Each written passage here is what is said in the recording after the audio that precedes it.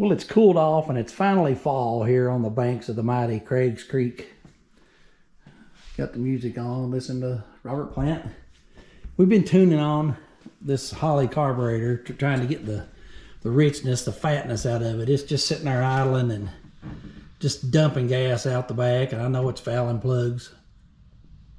But Tyler and I have been working on it, and while we were starting it and stopping it, we ran into a little issue.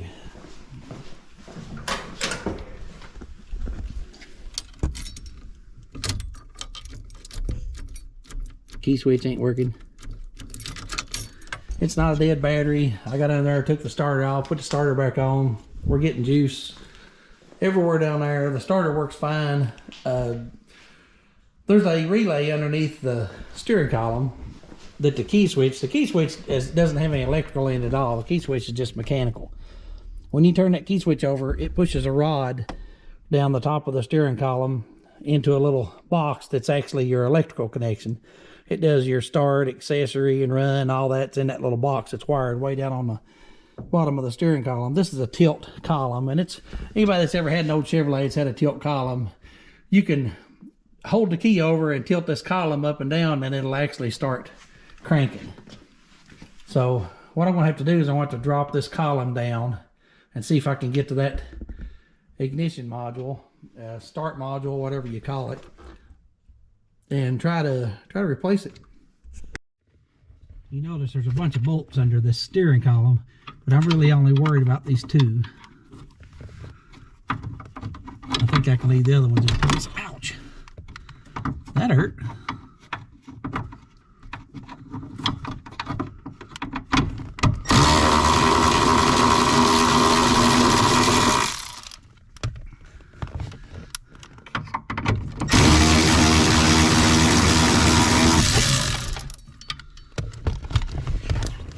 Okay.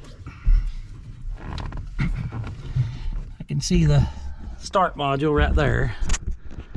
I'll have to get some light. See that red box? There's a rod running to it. It's hard to see. There's a red box there and a rod running to it. That rod is your key rod. Let me try to turn this rod and we'll see. Let me get this camera where we can get down in there. Nope, that ain't working. There we go. There's the rod. Let me try to turn this ignition. You can see that rod moving. See that rod moving?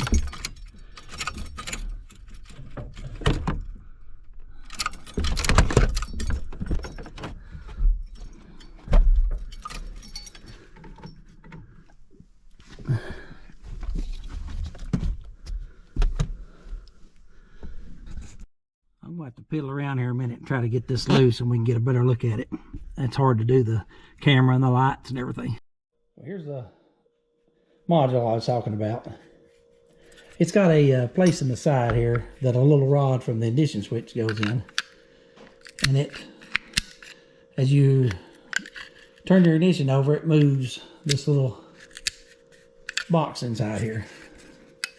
It sets it from off to accessory to start, and your key switch controls that. But I'm thinking this one's bad. I don't know that for sure. But it looks like it's been spray painted or something. It's kind of weird. But I can test it. I got the battery disconnected right now, but I can connect the battery back up and give it a try. But I've got some of these out in the building. I'm going to step out here and see if I can find the steering column with a similar one on it, and then come back to it.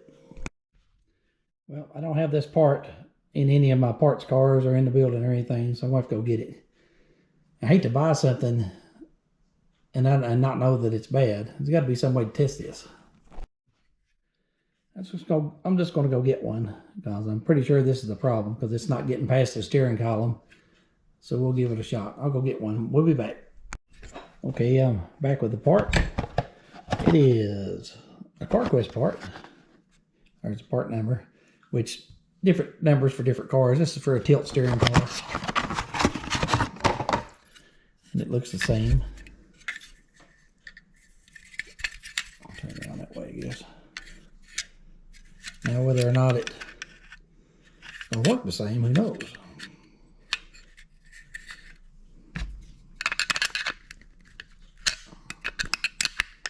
That feels like it's stuck.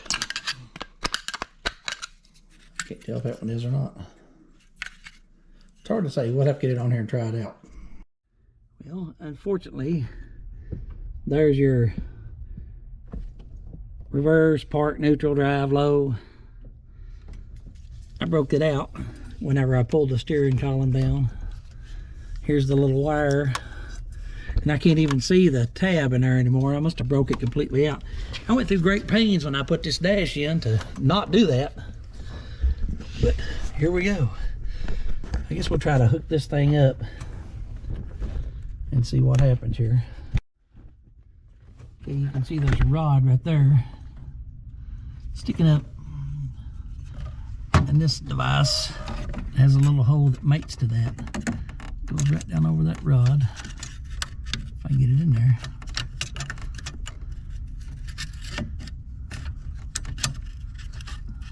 Nope, missed it.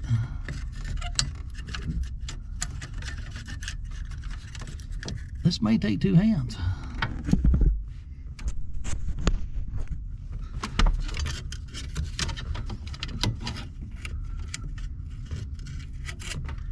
There we go.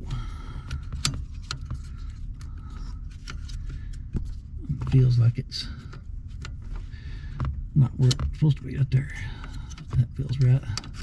It's not going all the way down like it should. So what's keeping it?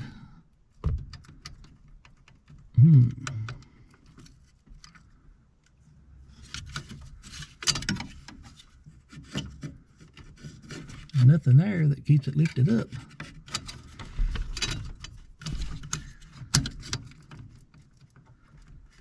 Sure feels like there's something keeping it from sitting down right. Let's put the bolts in it and see. These should go right in the dead center. That's the way it came off.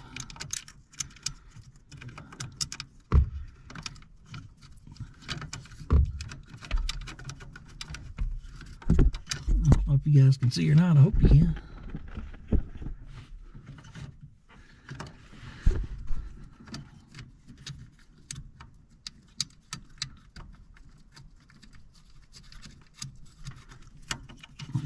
Those are 5/16 bolts. Okay, that's probably where it needs to be. We're going to tighten it down right there. If I can find the 5/16 wrench.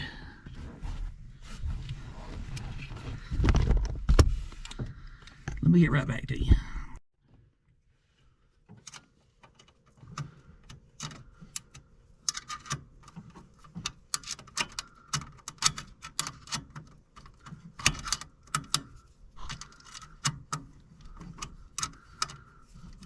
Well, I can't get my ratchet to ratchet.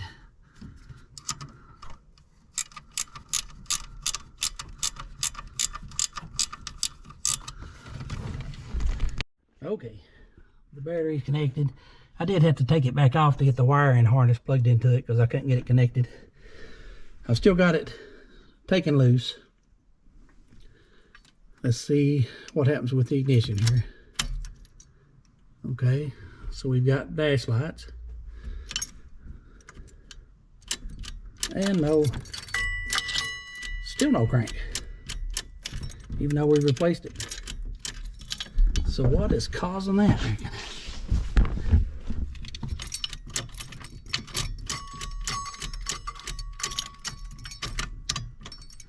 Let's see if we got accessories.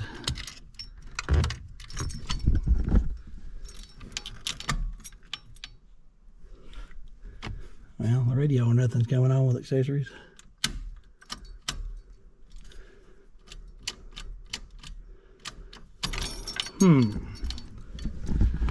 Maybe I can adjust it a little and give it a little more go. Now we're cranking. So all I had to do was adjust those slots towards me just a little bit. I may have been able to do it with the other one. I don't know. It may have just slid out of adjustment. I don't know. We got a new one in it now though. And I'm pretty sure this other one was bad because I did fool around with it and try to mash it with a screwdriver and stuff. So maybe that's all we need. I just got to bolt this steering column back in. That may be a job all by itself. Got to get it back up on these screws. Unfortunately, I can't fix my shift indicator because I believe I pulled it plumb out of the back of it. I heard something break whenever I let this steering column down. Didn't think about it. That's what happens, I guess. Oh. This is gonna be tough.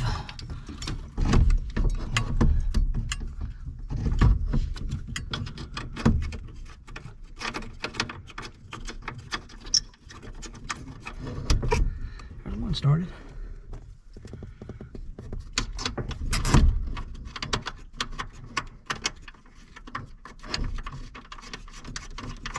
Okay, 2 started.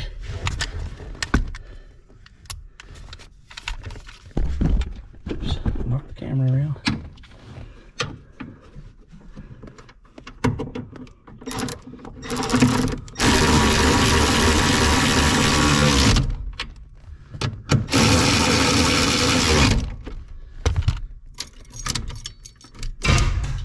Yep, we're still getting her cranking.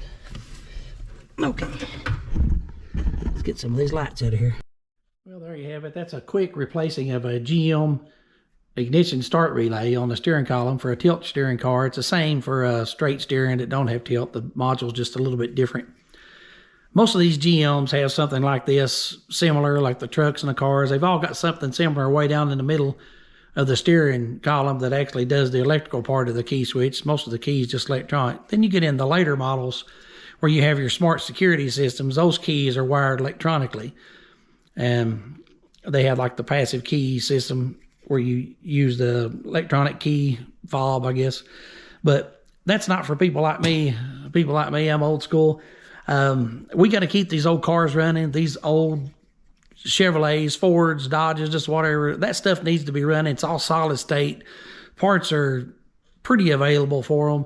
You start getting into this electric stuff, these EV vehicles, and it's supposed to be a revolution, but General Motors has already shut down a bunch of their EV production. Ford shut down a bunch of their EV production. GM's going to delay converting one of their plants to EV. I think the Orion plant. They're not going to convert it over till 2025 now. Last year we had like 20,000 EV cars sitting on car lots and nobody buying them. Now there's over 300,000 EV vehicles sitting on car lots and nobody's buying them. They're just too expensive, even with the rebates that you're getting from the government. They said that General Motors is losing like $30,000 a car every time they sell an EV vehicle. That's a lot of money to lose, even if you are getting government incentives to keep on building it. The government's trying to force it down these automakers' throats. Now you got the GM strikes. GM's already lost over $2 billion before the strike started. So you can't blame it on the strikes, General Motors, no matter how much you want to. You can tell your shareholders whatever you want. You might be losing $60 million a day because of the strike, but you lost $2 billion way before, way before the strikes ever started. So I know you're going to cave in to the strikes. That's not going to help anything. We got to keep these old cars going, and GM has ramped up production on their internal combustion engines, ICE they call them. They're going to start making more and more of those because that's what people want.